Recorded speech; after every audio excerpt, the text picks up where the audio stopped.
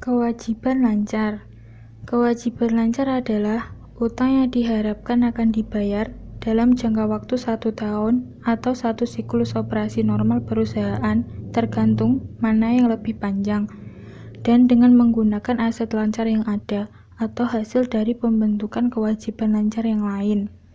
Kewajiban lancar meliputi utang wesel, utang dagang, pendapatan diterima di muka, dan beban-beban yang masih harus dibayar, seperti utang gaji, utang pajak, dan utang bunga. Jenis-jenis kewajiban lancar. Yang pertama, utang wesel. Wesel bisa dibuat dengan jangka waktu yang berbeda-beda. Apabila jangka waktu wesel kurang dari 1 tahun, maka wesel tersebut digolongkan sebagai kewajiban lancar atau kewajiban jangka pendek. Wesel bisa berbunga atau tidak berbunga. Untuk membedakan kedua jenis wesel ini, marilah kita ikuti ilustrasi tentang CV Progo yang membutuhkan pinjaman sebesar 10 juta selama 4 bulan untuk memenuhi kebutuhan likuiditas jangka pendek. Wesel berbunga. Misalkan, Bank Duta Pertiwi menyetujui untuk memberi pinjaman sebesar 10 juta pada tanggal 1 Oktober 2012. Untuk itu, Bank minta kepada CV Progo untuk menandatangani sebuah promos dengan bunga 12% dengan jangka waktu 4 bulan. Apabila wesel berbunga, maka jumlah uang yang diterima CV Progo setelah wesel ditandatangani adalah sebesar nilai nominal wesel tersebut. Jurnal yang harus dibuat oleh CV Progo pada tanggal 1 Oktober 2012 adalah sebagai berikut. Seandainya tahun buku CV Progo berakhir tanggal 31 Desember dan pada tanggal tersebut perusahaan menyusun neraca, maka pada tanggal 31 Desember perlu dibuat jurnal penyesuaian untuk mencatat utang bunga sebesar 300.000 atau 10 juta kali 12% kali 3/12. Yaitu untuk periode bulan Oktober sampai dengan Desember 2012. Jurnal penyesuaian yang harus dibuat pada tanggal 31 Desember adalah sebagai berikut.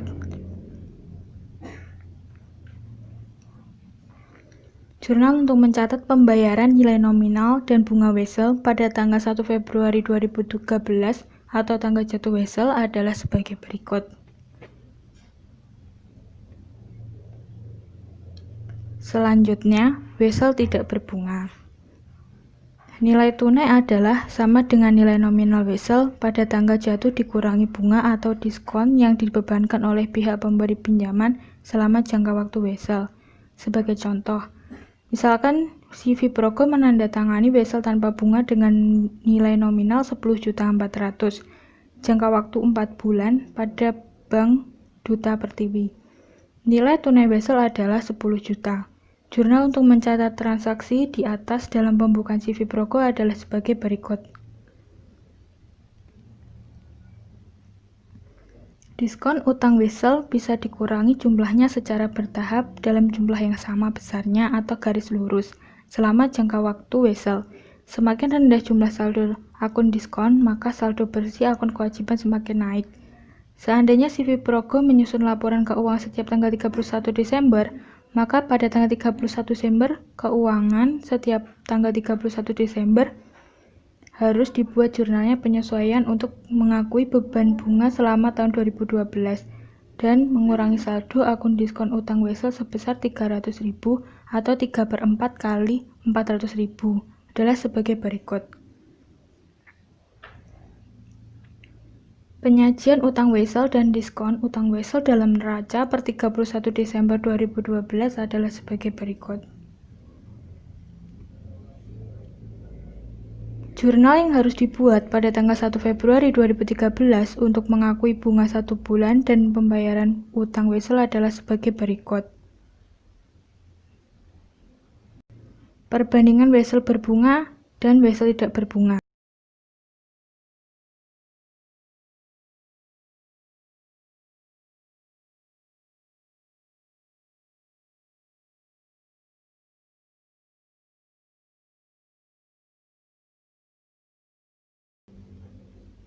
Utang pajak. Contoh, misalkan pada tanggal 25 Maret 2012, PT Kelut menjual barang seharga 10 juta.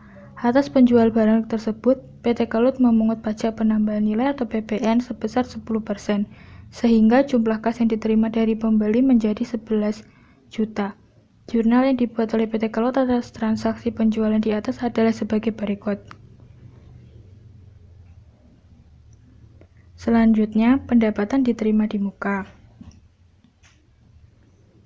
Penerimaan kas yang terjadi sebelum barang atau jasa diserahkan kepada pembeli harus diperlakukan sebagai utang karena penjual mempunyai kewajiban untuk menyerahkan barang atau jasa di waktu yang akan datang. Sebagai contoh, misalkan pada tanggal 1 Desember 2012, CV Serayu menerima pesanan 400 buah kursi kuliah dari PT Merbabu dengan harga 100.000 per buah. Pada tanggal tersebut, PT Merbabu membayar uang muka sebesar 25 juta. Jurnal yang dibuat oleh CV Serayu untuk mencatat penerimaan kas di atas adalah sebagai berikut.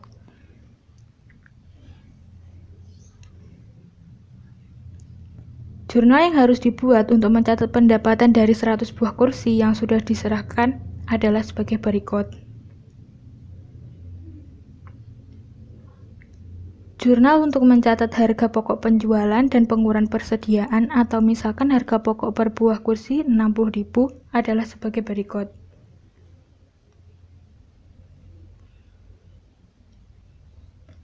Selanjutnya, bagian dari utang jangka panjang yang jatuh tempo pada tahun depan. Dalam perjanjian ditetapkan bahwa promes tersebut harus diangsur pada setiap tanggal 1 Januari atau mulai 1 Januari 2011 sebesar 5 juta. Apabila PT Kerinci menyusun neraca pada tanggal 31 Desember 2010, maka dalam neraca tersebut 1/5 bagian dari utang wesel di atas atau 5 juta harus dilaporkan sebagai kewajiban jangka pendek, sedangkan sisanya atau 20 juta dilaporkan sebagai kewajiban jangka panjang. Dalam neraca, bagian utang yang akan jatuh tempo dalam waktu kurang dari 1 tahun dilaporkan dengan judul utang jangka panjang jatuh tempo dalam 1 tahun. Berikutnya yakni pelaporan kewajiban lancar dalam neraca. Kewajiban lancar adalah kelompok kewajiban yang harus dilaporkan paling atas dalam neraca. Dalam kelompok ini setiap kewajiban dicantumkan secara terpisah. Selain itu, jangka waktu utang wesel dan informasi penting lainnya harus diungkapkan dalam catatan atas laporan keuangan. Kewajiban lancar biasanya tidak dicantumkan berdasarkan urutan tanggal pelunasannya, dikarenakan tanggal pelunasan untuk suatu kewajiban lancar tertentu, seperti contoh utang wesel, mungkin terdiri dari beberapa tanggal jatuh. Cara penyajian yang lazim dalam praktik ialah mencantumkan uang wesel di urutan paling atas, kemudian diikuti dengan utang dagang dan utang berikut lancar lainnya. Contoh pelaporan kewajiban lancar dalam neraca dapat dipahami dan diamati pada makalah kami. Berikutnya yakni akuntansi penggajian. Kewajiban perusahaan kepada para karyawan dalam bentuk upah dan gaji yang belum dibayarkan terkadang cukup besar jumlahnya, terlebih lagi dalam perusahaan yang memiliki jumlah tenaga kerja yang banyak. Beban gaji seringkali mencerminkan jumlah yang cukup besar apabila dibandingkan dengan beban yang lain. Selain gaji, perusahaan yang biasanya juga memberikan berbagai kompensasi berupa tunjangan, seperti halnya tunjangan kesehatan, tunjangan asuransi, dan tunjangan lainnya. Dengan adanya berbagai komponen yang harus dibayarkan kepada karyawan, maka diperlukan akuntansi penggajian yang tepat, disertai pengawasan yang memadai.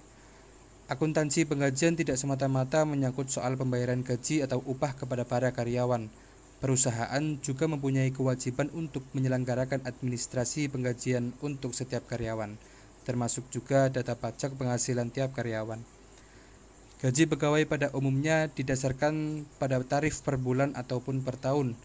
Tarif tersebut digunakan dalam perhitungan gaji pegawai sesuai dengan periode pembayaran gaji pada perusahaan yang bersangkutan. Berikutnya adalah pengendalian intern atas penggajian. Penyelewengan dalam kegiatan penggajian kerap kali terjadi pada berbagai perusahaan. Beberapa bentuk penyelewengan yang sering dijumpai adalah dengan menambahkan nama-nama karyawan palsu atau fiktif dalam daftar gaji, dan uang diterima oleh si pemalsu daftar tersebut. Bentuk kecurangan lain adalah memanipulasi jam kerja karyawan. menggunakan tarif yang tidak diotorisasi pejabat yang berwenang, tetap mencantumkan nama karyawan yang sudah berhenti dalam daftar gaji dan membuat cek ganda untuk satu orang karyawan. Kegiatan penggajian meliputi 4 fungsi, yakni pengangkatan pegawai, perhitungan waktu kerja pegawai, pembuatan daftar gaji, dan juga pembayaran gaji. Untuk pengangkatan pegawai, pendaftaran calon pegawai, wawancara dan seleksi pendaftar, serta pengangkatan pegawai dilaksanakan oleh bagian personalia. Setiap perubahan atas informasi tersebut harus selalu dicatat dan mendapat persetujuan dari bagian personalia. Bagian personalia juga bertanggung jawab untuk mengotorisasi 1. Perubahan tingkat gaji atau upah, dan nomor 2. Pemberhentian pegawai. Pemberian otorisasi harus dilakukan secara tertulis dan salah satu kopi perusahaan status harus dikirim ke bagian penggajian. Berikutnya adalah pencatatan waktu kerja. Penggunaan peralatan mekanis dan elektronis sangat membantu ketepatan data dan mengurangi kemungkinan adanya pemalsuan ke waktu kerja. Apabila pegawai melakukan kerja lembur, maka hal itu harus dilakukan dengan persetujuan tertulis dari pengawas. Hal ini penting untuk mencegah pemalsuan jam kerja melalui kerja lembur yang sesungguhnya tidak dilakukan. Kartu waktu kerja yang telah disahkan pengawas dikirimkan ke bagian penggajian. Selanjutnya yakni pembuatan daftar gaji. Daftar gaji dibuat oleh bagian penggajian berdasarkan dua sumber, yaitu otorisasi dari bagian personalia dan waktu kartu yang telah mendapat persetujuan. Selanjutnya yakni pembayaran gaji. Pembayaran gaji biasanya dilakukan oleh kasir bagian keuangan. Pembayaran menggunakan cek gaji harus bernomor urut cetak, dan pemakaian setiap lembar cek harus bisa dipertanggungjawabkan. Apabila pembayaran dilakukan menggunakan uang, maka perlu orang kedua untuk menghitung uang yang dimasukkan ke dalam amplop gaji untuk mendapatkan tanda tangan penerimaan dari pegawai yang telah menerima amplop gajinya. Selanjutnya yaitu penghasilan kotor karyawan. Penghasilan kotor karyawan terdiri atas 3 sumber, yaitu upah, gaji, dan bonus. Mengingat bahwa bonus dihitung dengan dasar yang berbeda, maka bonus akan dibahas secara terpisah. Yang pertama yaitu gaji dan upah. Total upah seorang pegawai dihitung dengan mengalihkan tarif upah per jam dengan jumlah jam kerja pegawai yang bersangkutan. Selain itu, pegawai biasanya mendapatkan upah lembur yang tarifnya lebih tinggi dari tarif biasa. Misalnya kerja malam, kerja di hari libur, atau pada malam minggu. Contoh perhitungan upah kotor budi yang telah bekerja selama 44 jam dalam minggu ini yaitu di bawah ini. Berikut jurnalnya. Selanjutnya yaitu bonus. Mereka yang mendapat bonus umumnya adalah personil kunci dalam perusahaan. Perjanjian bonus bisa didasarkan pada bermacam-macam faktor, misalnya kelebihan penjualan di atas jumlah tertentu atau jumlah laba bersih. Sebagai contoh, misalkan PT Lawu memberi bonus pada karyawan sebesar 10% dari penjualan. Seandainya penjualan pada 1 tahun berjumlah 200 juta, maka bonus yang dibayarkan kepada karyawan berjumlah 20 juta. Berikut contoh jurnalnya.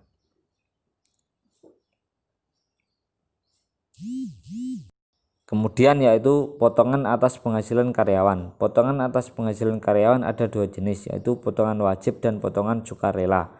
Potongan wajib adalah potongan yang harus dilakukan oleh perusahaan atas penghasilan kotor para karyawannya yang ditetapkan berdasarkan undang-undang atau peraturan pemerintah. Contoh potongan wajib adalah pajak penghasilan karyawan dan iuran asuransi tenaga kerja. Yang pertama yaitu pajak penghasilan karyawan atau PPh. Berdasarkan Undang-Undang Nomor 7 Tahun 1983 tentang pajak penghasilan, Undang-Undang PPh 1984, perusahaan wajib melakukan pemotongan pajak atas penghasilan para karyawannya yang memenuhi ketentuan sebagaimana diatur dalam undang-undang tersebut. Pajak penghasilan bagi karyawan yang bekerja pada suatu perusahaan menurut UU PPh 1984 tergolong dalam pajak penghasilan pasal 21. Pajak penghasilan PPh pasal 21 adalah pajak yang dikenakan atas penghasilan berupa gaji, upah, honorarium, tunjangan, dan pembayaran lain dengan nama apapun sehubungan dengan pekerjaan atau jabatan atau sebagai imbalan atas jasa. Tarif pajak penghasilan diatur dalam pasal 17 UU PPh 1984 yang telah berkali-kali diubah terakhir pada tahun 2008. Berikut jurnalnya.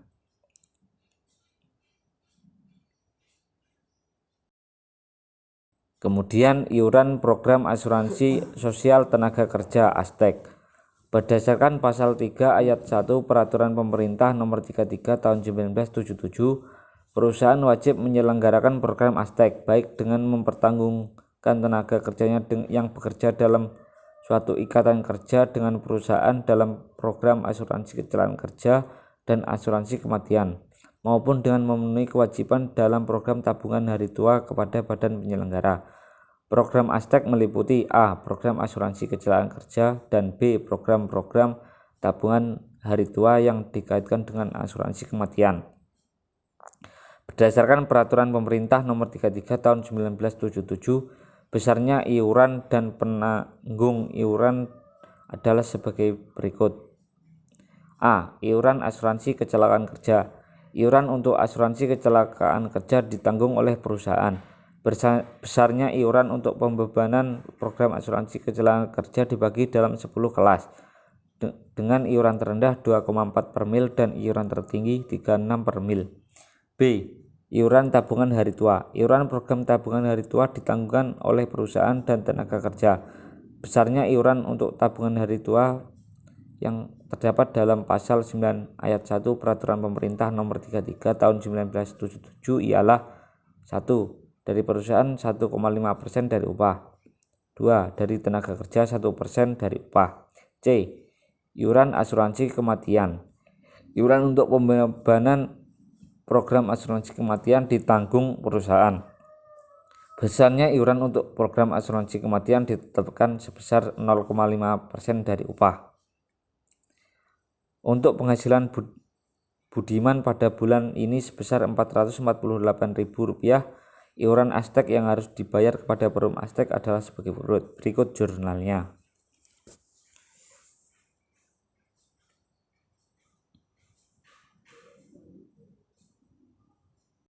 Kemudian yaitu potongan sukarela. Penghasilan kotor karyawan bisa dipotong untuk tujuan-tujuan tertentu atas permintaan atau persetujuan karyawan. Potongan ini bisa dilakukan secara kelompok atau perorangan. Sebagai contoh, potongan secara kelompok dilakukan untuk iuran koperasi karyawan atau iuran korpri, khusus pegawai negeri. Potongan perorangan hanya dilakukan atas penghasilan karyawan, misalnya potongan gaji untuk angsuran, pinjaman karyawan kepada perusahaan.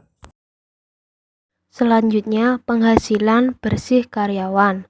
Penghasilan bersih seorang karyawan dihitung dengan mengurangkan potongan-potongan baik potongan wajib maupun sukarela atas penghasilan kotornya.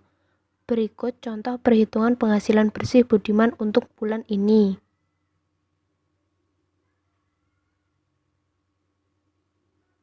Selanjutnya, catatan-catatan di bagian penggajian. Agar pengawasan terhadap penghasilan karyawan dapat dilakukan dengan baik, perusahaan perlu memiliki catatan kumulatif mengenai penghasilan karyawan yang meliputi penghasilan kotor, potongan-potongan, dan penghasilan bersih selama 1 tahun, yang dicatat sebagai catatan penghasilan karyawan. Berikut adalah contoh pencatatan penghasilan karyawan atas nama Budiman yang diselenggarakan di bagian penggajian. Untuk setiap karyawan, diselenggarakan catatan penghasilan karyawan tersendiri. Setiap kali terjadi transaksi yang berhubungan dengan penghasilan karyawan yang bersangkutan, maka catatan tersebut segera dimutakhirkan. Selain menyelenggarakan catatan penghasilan karyawan, bagian penggajian juga membuat daftar gaji. Dalam daftar tersebut dicantumkan penghasilan seluruh karyawan yang meliputi penghasilan kotor, potongan-potongan, dan penghasilan bersih setiap karyawan untuk tiap periode pembayaran gaji dan upah. Berikut mengenai daftar gaji bulanan PT Gunung Mas.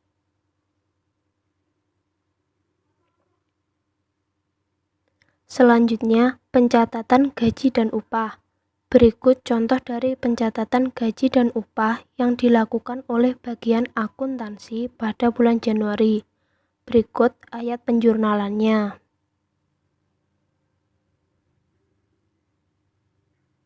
Catatan akun kredit. Yang pertama, akun yang berada di sisi kanan atau menjorok seperti utang PPh karyawan, utang astek, utang koperasi, piutang karyawan, utang gaji dan upah adalah jumlah yang harus dibayarkan oleh perusahaan ke dalam kas negara untuk PPh karyawan, ke Perum Astek bagian dari THT yang menjadi beban karyawan, dan ke koperasi karyawan perusahaan untuk iuran koperasi. Yang kedua, akun yang berada di sisi kanan atau menjorok seperti piutang karyawan adalah bahwa karyawan tersebut mengangsur kewajibannya atau dapat dikatakan utang kepada pihak perusahaan. Yang ketiga, akun yang berada pada sisi kanan atau menjorok seperti utang gaji dan upah adalah akun yang menunjukkan jumlah penghasilan bersih karyawan yang harus dibayar pihak perusahaan atau dapat dikatakan sebagai piutang perusahaan. Catatan untuk akun debit. Yang pertama, akun yang berada di sisi kiri atau tidak menjorok seperti beban gaji kantor dan beban upah adalah penghasilan kotor karyawan atau dapat diartikan sebagai beban dan gaji yang ditanggung oleh perusahaan. Selanjutnya, pembayaran kepada karyawan. Dalam pembahasan sebelumnya menyatakan bahwa pembayaran gaji dapat dilakukan dengan menggunakan cek atau bisa digunakan dengan uang tunai. Jika menggunakan cek, maka perusahaan harus siap untuk menyiapkan ceknya sebesar jumlah pendapatan gaji bersih karyawan yang sudah tertera pada daftar gaji. Cek tersebut nantinya akan diserahkan kepada masing-masing karyawan lewat kasir. Berikut mengenai ayat penjurnalannya.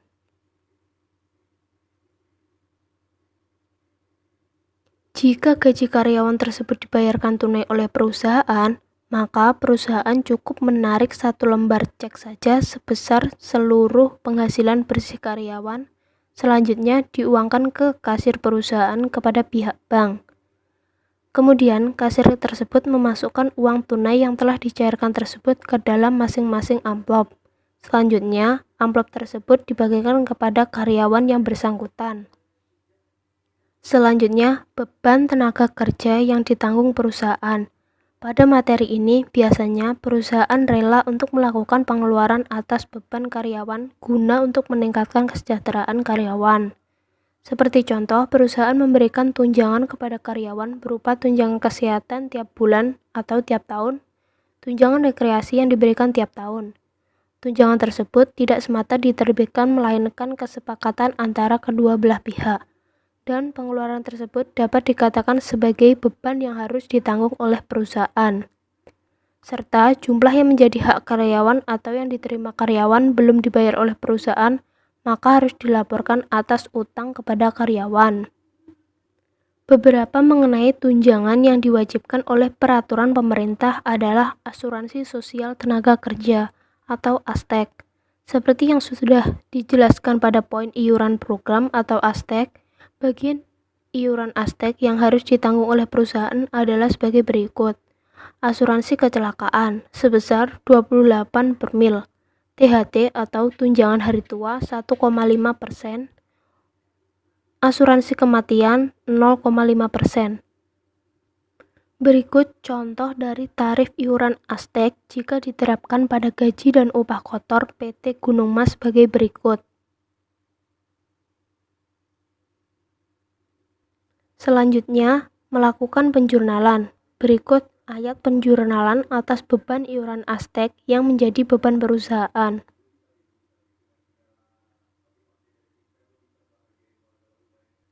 Berikut ayat penjurnalannya yang dibuat untuk mencatat pembayaran iuran ASTEK yang telah dipotong dari gaji karyawan maupun beban perusahaan kepada pihak Perum ASTEK.